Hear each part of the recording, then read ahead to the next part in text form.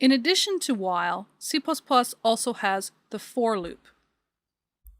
For loops are made up of three parts. There's the initializer that starts the beginning of the loop.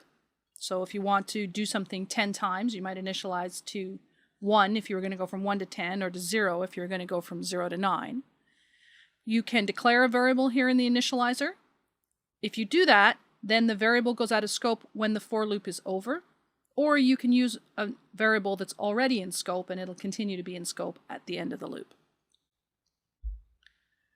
Next, we have a condition using exactly the same kinds of expressions you can use for if and while. That means Boolean expressions, but also things that evaluate to something other than a Boolean. And then we have the loop expression, the thing that moves you on to the next item in the loop. So in our while loop, we have to remember by hand at the bottom of the loop to put I equals I plus 1. And you'll sometimes see while loops where the increment is in the middle, especially if it's something like reading a file.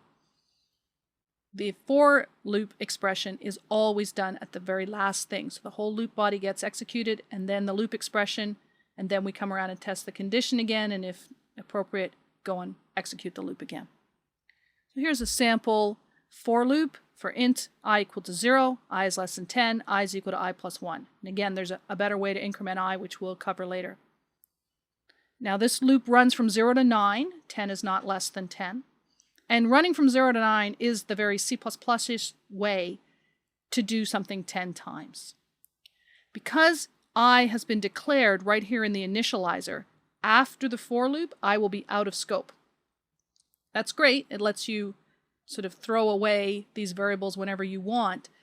Sometimes people want to use the loop variable afterwards. In that case, you need to declare it on the line before, int I, and then for I equals 0, I is less than 10, and so on.